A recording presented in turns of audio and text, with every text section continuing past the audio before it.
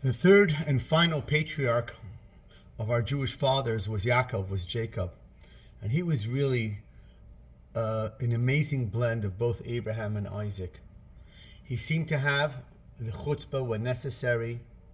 He was committed, sincere, and ultimately he was the one that provided the Jewish nation with 12 tribes that would become really the beginning of everything, the beginning of our Jewish nation. What's interesting is that in this week's Torah portion, when he finds his wives Leah and Rachel, we see clearly that he never has a very good relationship with his father-in-law Lavan.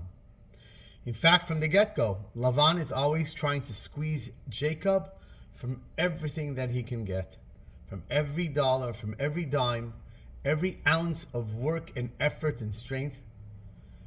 Ultimately, yes, giving him his daughters, but not before he makes him work for them for 14 years. And Yaakov, at some point, realizes that for his own safety and sanity, and for the protection of his family, he needs to move away from Lavan, which to Laban is a terrible, terrible thing. He recognizes that all his blessings only began when Yaakov showed up on the scene. But ultimately, at the end of this week's Torah portion, they come to some type of agreement. And instead of signing a contract, they build a monument as a testament to the agreement that they both come to, that they will no longer fight, everyone will go their own way in peace and in harmony, and what they take away with them will belong to them and be theirs, no more fighting, no more arguing. And so they build this monument of stones. And the Torah, which in every single word sends us these tremendous messages, tells us that Laban calls it Yagar Sahadusa, not Hebrew, their language. But immediately Jacob says, no, it's Galed. The Hebrew word Galed means a mountain or a mount that's going to become a witness. It will testify to this agreement.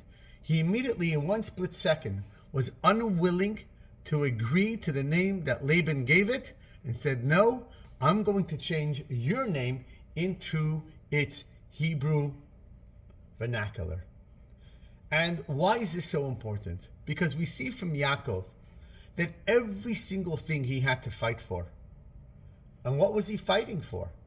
Because he realized that if he doesn't give in, it will have a lasting impact on the rest of the history of the Jewish people, on his children, the original Jewish nation, the 12 tribes, and every Jew that comes from that point on. And it's interesting because the Lubavitcher Rebbe, when they started to call the territories in Israel occupied territories, the Rebbe would vocally and very enthusiastically say, you are making a big mistake. Don't allow them to use that word. And we as Jews, we always give in. We say, don't worry, everybody knows the truth. That is not the case at all. The more a lie is repeated, ultimately the world begins to believe it, and it becomes the ulterior, it becomes the truth that they believe in. And from the get-go, the Rebbe said, stop, don't allow anyone to use that word, occupied territories. It suggests that the land doesn't belong to us, and that's not true. And this has been the case from the time of Yaakov, when he refused to allow them to call this mound of stones by Yigar Sadusa. He says, no, ultimately I will have it my way. It will be my name. And this is what Jews have had to fight for thousands of years. I think this is true, when we raise our children and we allow something to happen once, and then we allow it to go twice. They speak to us in a disrespectful way, and we forgo it. They're only a kid, what do they know?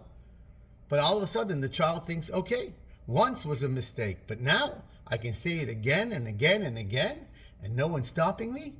That becomes their new norm. And Jews have always had to fight to retain the truth behind our story. So in life, Don't ever see anything too minuscule.